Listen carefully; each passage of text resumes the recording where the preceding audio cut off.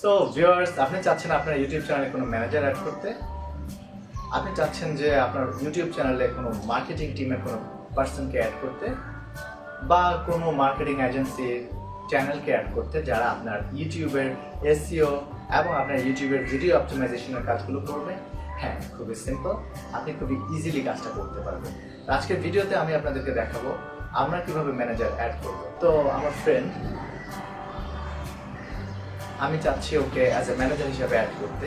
তো কিভাবে আমি ওকে ম্যানেজার অ্যাড করবো আপনাদেরকে আজকে সেটা দেখাবো। চলুন স্টার্ট করি আমাদের আজকের ভিডিও।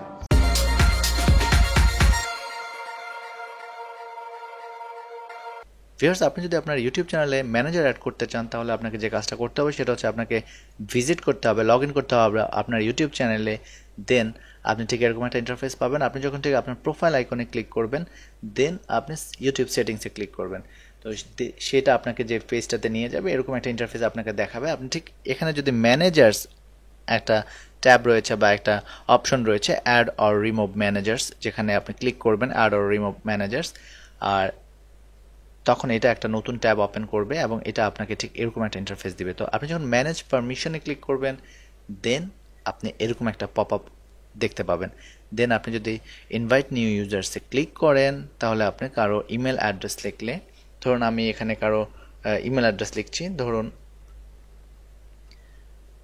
দেন আমি যদি তাকে ধরুন আমাকেই আমার যে অরিজিনাল চ্যানেলটা সেটাতে আমি চাচ্ছি আমাকে অ্যাজ এ ইনভাইট করার জন্য, তো বা অ্যাজ এ ম্যানেজার হিসেবে আমি তাকে ইনভাইট করতে চাচ্ছি। বা তো সেটার জন্য আপনাকে যেটা করতে হবে সেটা হচ্ছে আপনি প্রথমে তার ইমেল অ্যাড্রেসটা লিখবেন। তার ইমেল অ্যাড্রেসটা লিখলেই তাকে হয়তো তার যদি গুগল প্লাস প্রোফাইল থাকে তাহলে তাকে শো করবে, অথবা তার ইমেলটা আপনি এখানে অ্যাড করতে পারেন। এরপর আপনাকে যে কাজটা করতে হবে, চুজ এ রোল, অর্থাৎ সে আসলে অ্যাজ এ ওনার, ম্যানেজার আর কমিউনিকেশন ম্যানেজার। তো আপনি এখানে 3 লেভেলে তার পারমিশন সেট করতে পারেন। ওনার হিসেবে তাহলে সে আপনি যতগুলো অপশন ব্যবহার করতে পারছেন সে সবগুলোই অপরচুনিটি পাবে। তো এক্ষেত্রে ওনার ইজ নট পারফেক্ট, আপনি ম্যানেজার অ্যাড করতে পারেন বা কমিউনিকেশন ম্যানেজার অ্যাড করতে পারেন। তো আপনি যদি ম্যানেজার অ্যাড করতে চান, ম্যানেজার অ্যাড করার পর ইনভাইটে ক্লিক করলে তার কাছে একটা মেইল চলে যাবে এবং সে আপনার ইউটিউব চ্যানেলটা অ্যাজ এ ম্যানেজার হিসেবে কাজ করতে পারবে। বা আপনার যদি চান যে সে কোনো এসইও ওয়ার্ক করবে বা কোনো মার্কেটিং করবে আপনার ইউটিউব চ্যানেলের জন্য, সেক্ষেত্রে সে আপনার ইউটিউব চ্যানেলটা ম্যানেজ করতে পারবে বা আপনার ইউটিউব চ্যানেলের